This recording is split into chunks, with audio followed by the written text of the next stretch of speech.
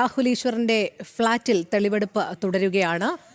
Cyber അധിക്ഷേപ കേസിൽ കോടതിയെ സമീപിച്ച കോൺഗ്രസ് നേതാവ് സന്ദീപ് വാര്യർ തിരുവനന്തപുരം ജില്ലാ സെഷൻസ് കോടതി മുൻകൂർ ജാമ്യാപേക്ഷ നൽകി. പ്രജിത് മോഹനൻ ചേരുന്നു. പ്രജിത്ത്, നിലവിലിപ്പോൾ അതിജീവിതയെ അധിക്ഷേപിച്ചതിന്റെ പേരിൽ രാഹുൽ ഈശ്വർ അറസ്റ്റിലായിരിക്കുകയാണ്. ഇപ്പോൾ സന്ദീപ് വാര്യരും അത്തരത്തിൽ നടപടി നേരിടുന്ന ഒരു വ്യക്തിയാണ്. മുൻകൂർ ജാമ്യാപേക്ഷയുമായി തിരുവനന്തപുരം ജില്ലാ സെഷൻസ് കോടതിയെ സമീപിച്ചിരിക്കുകയാണെന്ന് മനസ്സിലാക്കാൻ കഴിയുന്നു. എന്താണ് കൂടുതൽ വിവരങ്ങൾ? രോഹിണി, ഈ യുവതി അധിക്ഷേപിച്ച സംഭവത്തിൽ രാഹുൽ ഈശ്വരൻ അറസ്റ്റിലായതിന് പിന്നാലെയാണ് ഇപ്പോൾ സന്ദീപ് വാര്യരും മുൻകൂർ ജാമ്യാപേക്ഷ നൽകിയിരിക്കുന്നത്. ഈ രാഹുൽ മാങ്കൂട്ടത്തിൽ MLA-ക്കെതിരെ പരാതി നൽകിയ യുവതിക്കെതിരെ വ്യാപകമായ സൈബർ ആക്രമണം ഉണ്ടായിരുന്നു. ഇതുമായി ബന്ധപ്പെട്ട് ഉള്ള നടപടികളുടെ ഭാഗമായിട്ടാണ് 5 പേർക്കെതിരെ കഴിഞ്ഞ ദിവസം കേസെടുത്തത്. ഇതിൽ 4ാം പ്രതിയാണ് സന്ദീപ് വാര്യർ. കേസിൽ 5ാം പ്രതിയാണ് രാഹുൽ ഈശ്വർ. രാഹുൽ ഈശ്വറിനെ കഴിഞ്ഞ ദിവസം തന്നെ പോലീസ് കസ്റ്റഡിയിൽ എടുത്തത്. ഇപ്പോൾ അതിന്റെ തെളിവെടുപ്പടക്കമുള്ള നടപടികൾ മുന്നോട്ട് പോവുകയാണ്.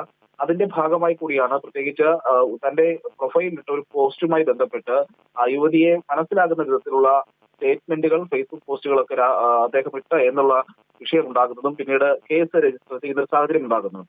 അതിന് പിന്നാലെയാണ് ഇപ്പോൾ വീണ്ടും ഈ സന്ദീപ് വാര്യരെ ഈ കേസിൽ പ്രത്യേക അന്വേഷണ സംഘം ചോദ്യം ചെയ്യാൻ നീക്കം നടത്തുന്നുള്ള റിപ്പോർട്ടുകളും പുറത്തു വന്നിരുന്നു. പിന്നാലെയാണ് മുൻകൂർ ജാമ്യാപേക്ഷ നൽകിയത്. ഈ പരാതിക്കാരിയുടെ യുവതിയുടെ വിവാഹ സമയത്ത് എടുത്ത ആശംസാ പോസ്റ്റ് കുത്തിപ്പൊക്കിയതാണെന്നാണ് സന്ദീപ് വാര്യർ ഈ മുൻകൂർ ജാമ്യാപേക്ഷയിൽ പറയുന്നത് എന്നുള്ളതാണ് നമ്മൾ മനസ്സിലാക്കുന്നത്. ഇരയുടെ ഐഡന്റിറ്റി മനഃപൂർവ്വം എവിടെയും വെളിപ്പെടുത്തിയിട്ടില്ല എന്നുള്ളതാണ് സന്ദീപ് വാര്യരുടെ വാദം. ഒരു വർഷം മുൻപ് പങ്കെടുത്ത ഒരു കല്യാണത്തിന്റെ ഫോട്ടോ അന്ന് ഫേസ്ബുക്കിൽ പങ്കുവച്ചിരുന്നു.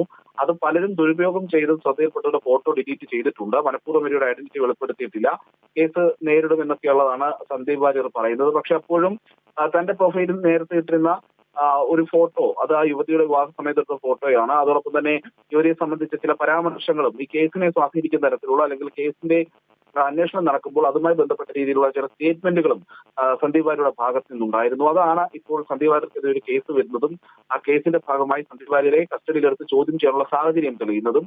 ഇത് പ്രതിരോധിക്കാനുള്ള ലക്ഷ്യവുമായിട്ടാണ് ഇപ്പോൾ സന്ദീപ് വാര്യർ തന്നെ മുൻകൂർ ജാമ്യാപേക്ഷ നൽകിയിരിക്കുന്നത്. ശരി, പ്രജിത് മോഹനനാണ് വിവരങ്ങൾ നൽകിയത്.